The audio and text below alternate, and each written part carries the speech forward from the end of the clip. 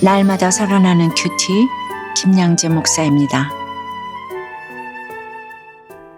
오늘 큐티인 말씀은 욥기 22장 1절에서 20절까지입니다.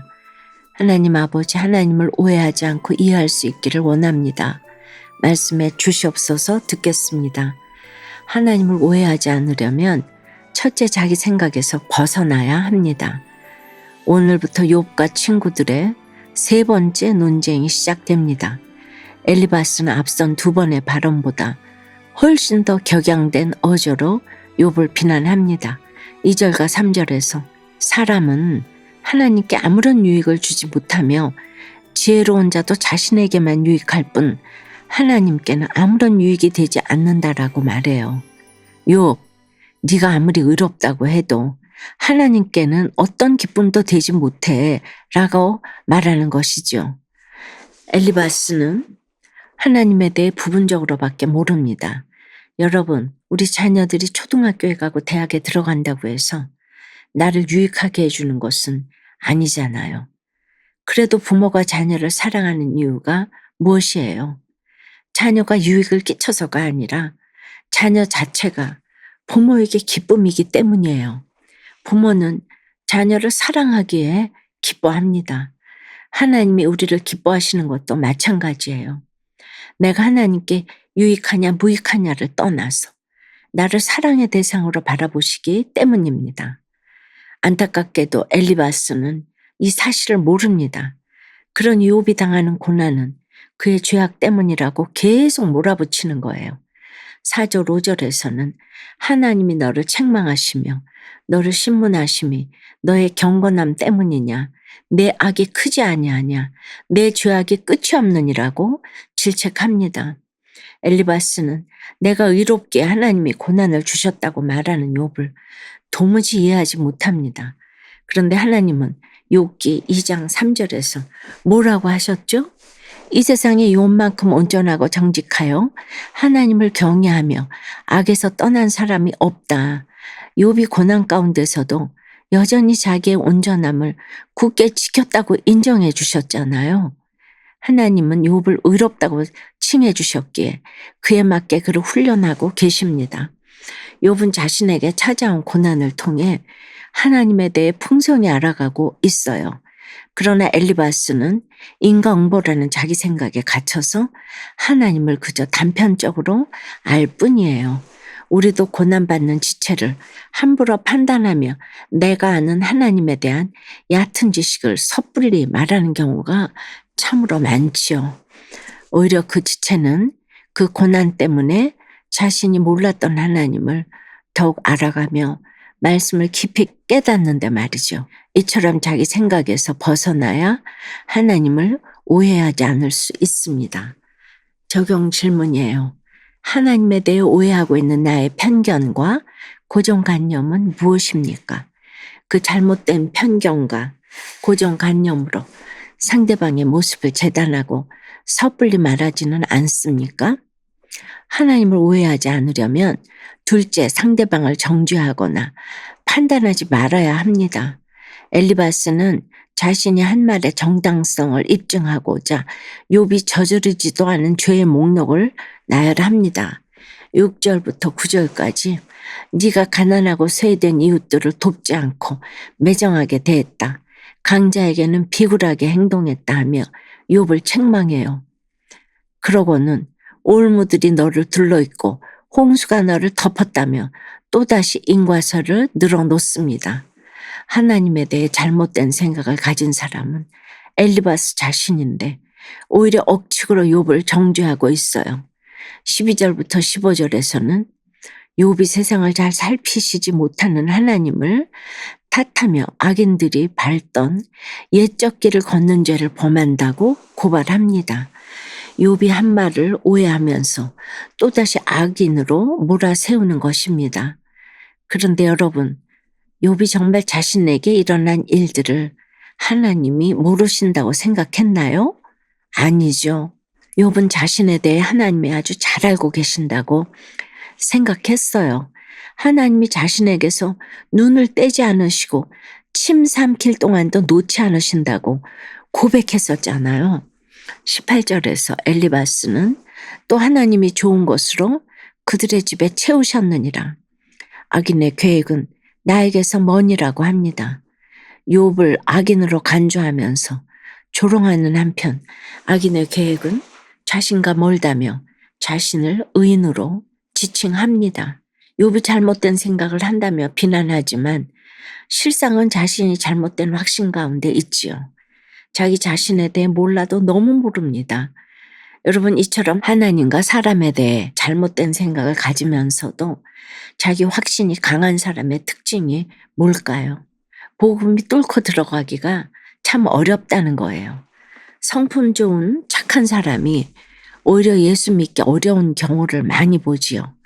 이사야 64장 6절에 우리는 다 부정한 자 같아서 우리의 의는 다 더러운 옷과 같으며 라고 하잖아요. 그러니 예수 없는 인생에 무엇이 그리 선한 것이 있겠습니까? 오늘 내가 예수님을 믿고 복음을 받아들인 것이야말로 기적 중에 기적인 것입니다. 적용해 보세요. 내가 요즘 비웃고 정죄하는 사람은 누구입니까? 그에 대한 이해 없이 내가 가진 확신만으로 조롱하고 판단하지는 않나요? 힘든 지체를 위로한다고 하면서 오히려 내 의의 잣대로 정죄한 적은 없나요? 오만과 편견에 사로잡힌 자신을 구원하신 주님의 사랑에 눈물로 회개하며 이제는 구원의 관점을 갖길 원한다는 한 성도님의 큐티인 묵상 간증이에요. 제가 중3 때 아버지가 심근경색으로 돌아가시는 바람에 어머니는 홀로 저와 누나를 키우셨지요. 저는 어머니가 조심스럽게 훈계하셔도 잔소리하지 말라며 소리 질렀고 어머니는 저의 방황에 눈물을 흘리셨죠. 그러다 하나님의 은혜로 저는 대학생 때 주님을 만나게 되었지만 하나님도 어머니처럼 무조건적인 사랑을 베푸실 것이라고 착각했어요. 그러던 중 청년부에서 아내를 만나 목사님의 주례로 결혼을 했는데 저는 아내의 출장이 잦아진 틈에 몰래 간 클럽에서 하룻밤 간통을 저질렀어요. 하나님께 죄송했지만 용서해 주시리라 생각하며 죄를 가볍게 여겼습니다. 그리고 5절 말씀처럼 그런 음란한 생활은 1년간 지속되었어요. 결국 아내는 이 사실을 알고 저와 상간녀가 함께 찍은 사진을 뿌렸어요. 저는 하나님이 나를 벌하고 버리신다고 오해하며 죄책감에 죽고만 싶었지요. 이 사건 이후 저희 부부는 이혼을 준비하다 처제 인도로 큐티하는 공동체에 속하게 되었어요. 그곳에서 말씀을 묵상하며 외도와 이혼 위기의 사건이 죄에 빠져 죽을 수밖에 없는 저를 구원하시고자 하늘아버지께서 주신 훈계임을 깨달았어요. 그래서 저는 눈물로 회개하며 아내에게 용서를 구했답니다.